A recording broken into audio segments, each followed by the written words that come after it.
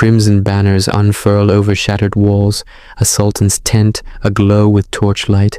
A Byzantine princess, her gown ripped to expose porcelain skin, kneels before Mehmed II, his eyes devouring her curves, fingers tracing her trembling jaw. "You will serve," he murmurs, voice laced with conquest lust, "or watch your bloodline bleed into oblivion."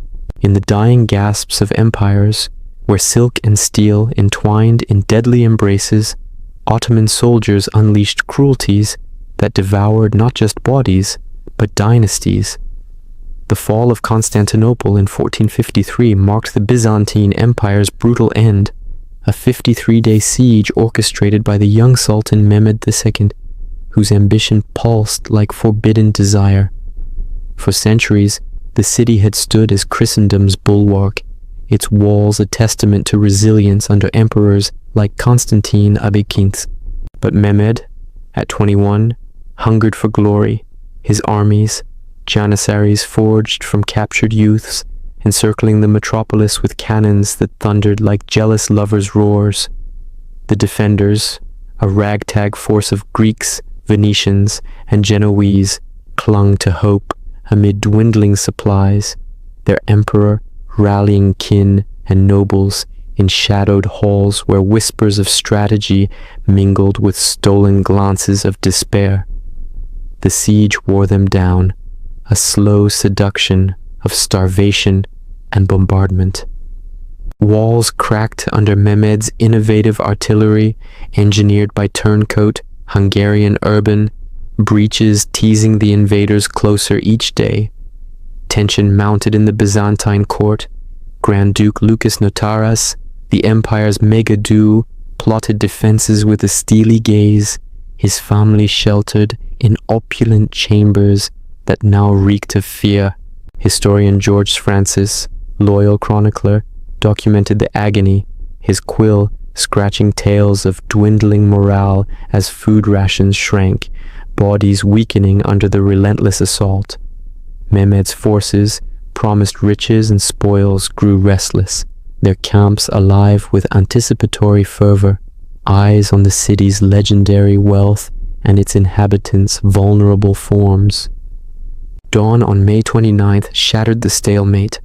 Ottoman horns blared, waves of soldiers surging through the Kerkaporta gate, left ajar in betrayal or fate's cruel twist. Chaos erupted, streets became slaughterhouses, blades flashing in the morning light. Common folk fell first, old men eviscerated in doorways, children trampled under hooves. Women, veils torn away, were dragged into alleys, their cries echoing as soldiers claimed them in frenzied violations, bodies pressed against cold stone in power's raw embrace. The air thickened with smoke and screams, the scent of blood mingling with incense from desecrated churches. Hagia Sophia, the jewel of Byzantium, overflowed with refugees, nobles and peasants alike seeking sanctuary. But doors buckled under axes, invaders bursting in to rope the masses, appraising forms with hungry stares.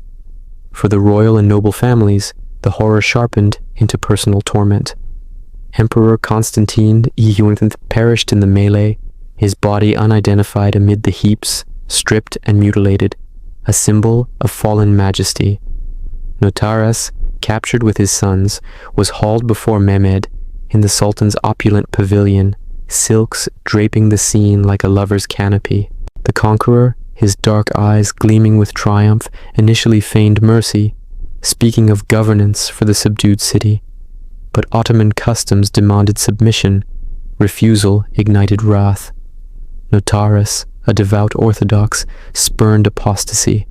His youngest son, a lithe youth of 14, caught Mehmed's eye, whispers of the seraglio's sensual demands hanging in the air. Notaras begged to die last, witnessing his heir's throat slit, blood spraying across embroidered carpets.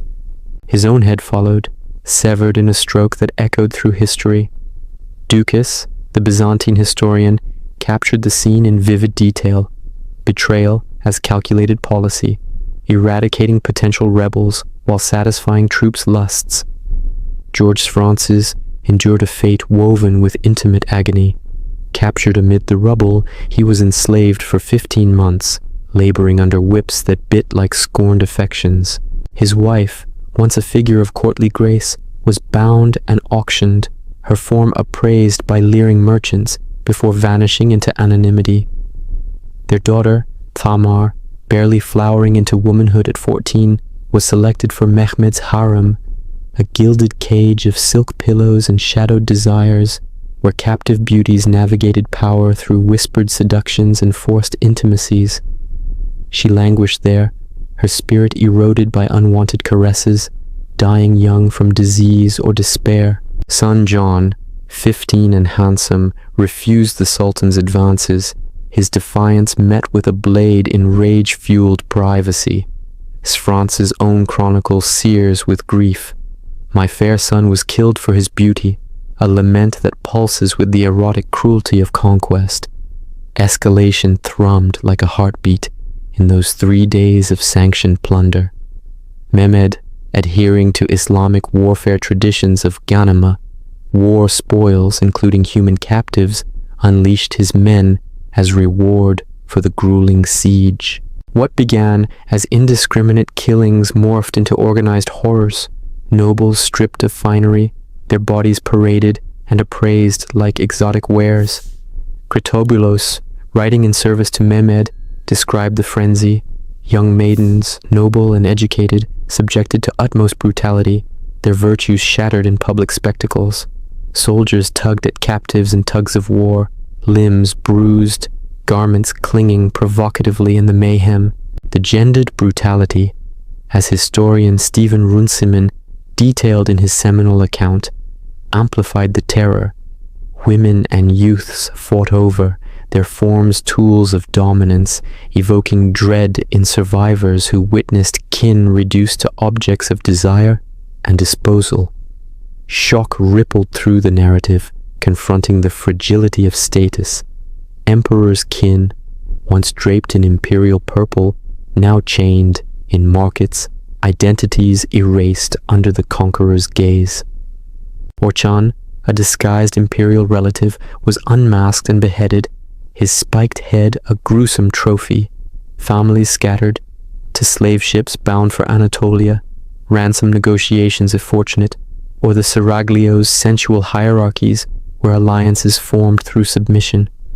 The stakes soared beyond lives, legacies polluted, faiths coerced, bloodlines diluted in power's erotic web. Byzantine laws on treason paled against Ottoman edicts, where 3-day sacks formalized the savagery, ensuring loyalty through spectacle and subjugation. Yet amid despair, threads of hope and resilience flickered. Francis ransomed himself, penning truths that preserved memory against oblivion. Notara's defiance, though fatal, inspired whispered tales of unbowed spirits. These cruelties, rooted in empire's dark underbelly, echo in modern shadows, where victors in conflicts parade the fallen, abusing power to silence dissent, erasing autonomies in public degradations that mirror ancient auctions. As the sun set on the 3rd day, Mehmed surveyed his prize from the Hagia Sophia's dome, now a mosque, the city's moans fading into uneasy silence. A lone noble woman, veiled in rags, clutched a hidden icon, her eyes fierce with unspoken vows. But the conqueror's ambition stirred anew, gazing east to Trebizond's distant shores, where more royals awaited fates entwined in betrayal's embrace. Waves crash against Trebizond's cliffs, a golden sunset bathing the imperial palace in deceptive peace. Emperor David Megas Komnenos kneels in surrender, his crown cast aside as Mehmed II, whose hand lingers on the trembling shoulder of David's young niece, her silk veil slipping to reveal curves that ignite the Sultan's gaze, promising a harem's shadowed intimacies amid the ruins of a dynasty. From the ashes of Constantinople's fall, where shock had gripped the soul like iron chains, Mehmed II's ambition stretched eastward, a serpent coiling toward Trebizond, the last flickering ember of Byzantium. In 1461, this Black Sea outpost, ruled by the Komnenos dynasty for over 2 centuries, stood defiant yet isolated, its walls a fragile barrier against the Ottoman tide. Emperor David Megas Komnenos, ascending in 1459 after his brother's suspicious death, navigated alliances with cunning, his court a web of intrigue where loyalties shifted like lovers' whispers. Married to Helena Cantacuzene and Maria of Gothia in succession, he fathered sons whose futures he guarded fiercely, their youthful forms symbols of continuity in a crumbling world. But Mehmed, flush with conquest's thrill, mobilized an army of 80,000 and a fleet under Qasim Pasha, marching overland through hostile terrains, cannons rumbling like distant thunder. The siege began in earnest that summer, Ottoman forces encircling the city with relentless precision. Trebizond's defenders, bolstered by Georgian allies and the emperor's kin, held firm at first, arrows raining from battlements as supplies dwindled. David, in his opulent halls overlooking the sea, pondered surrender, promises of mercy from Mehmed's envoys teasing hope amid despair. Whispers in the court spoke of safe passage, of exile with dignity, luring the emperor into a fateful decision. On August 15th, 1461, the gates opened. David knelt before the conqueror, his family arrayed behind him, sons with eyes wide in fear, women veiled yet exposed to appraising stares. Mehmed, his presence commanding, assured protection, a velvet glove over iron intent. Yet outrage brewed beneath the surface, indignation at this calculated deceit, where trust became a weapon in systemic oppression. Initial relocation followed, a march to Adrianople that stripped the royals of grandeur. David's clan, once draped in imperial purple, trudged under guard, bodies aching from the journey, spirits frayed by soldiers' leers.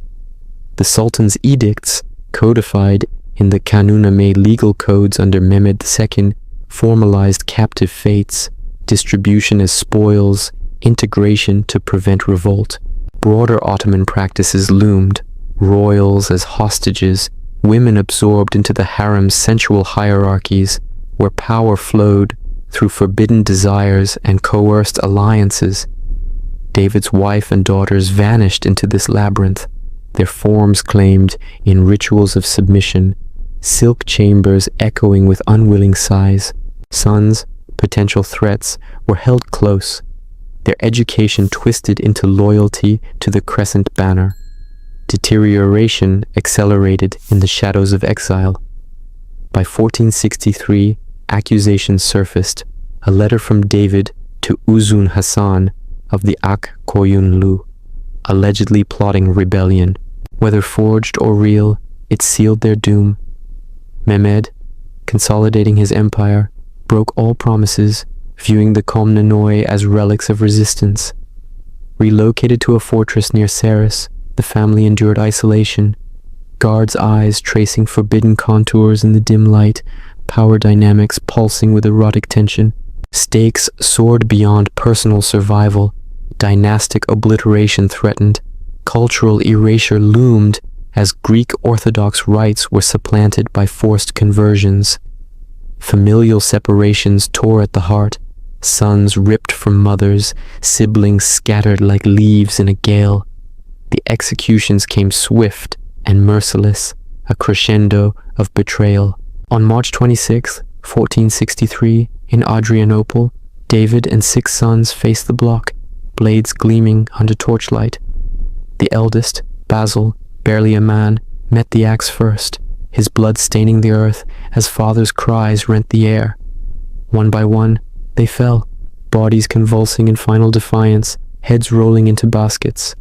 A nephew joined them, his youthful frame a tragic echo of lost potential. Historian Franz Babinger, drawing from Venetian dispatches, details the horror, calculated killings to quash any Komnenos revival, cross-cultural records affirming the Sultan's ruthless efficiency. Niccolò Barbaro, chronicler of Constantinople's siege, evokes similar fates. Nobles paraded, humiliated, then slain, their ends a spectacle reinforcing subjugation. Outrage intensified, a firestorm of indignation at this dehumanization. David's motivations revealed in introspection, a desperate bid for alliance, rooted in hope for his people's survival, struggles against an inexorable foe. Yet resilience flickered. One son, George, converted and spared, a coerced triumph amid despair. Women in the harem navigated survival through guile, their bodies bargaining chips in power's dark dance, revelations of inner strength emerging in stolen moments of prayer. New elements heightened the stakes, whispers of broader campaigns, Mehmed's gaze turning to other holdouts, suspense building like storm clouds over the Bosphorus. The audience feels the universal pull, the betrayal of trust mirroring modern exploitations, where influential lineages face coerced mergers or public downfalls, vulnerabilities preyed upon in boardrooms or regimes. As the executioner's blade fell silent, a lone survivor, a daughter veiled in shadow, clutched a hidden cross, her eyes burning with unspoken vows. The empire's last breath echoed across the seas, but seeds of vengeance stirred, hinting at cycles unbroken, fates yet to unravel in the Sultan's expanding shadow.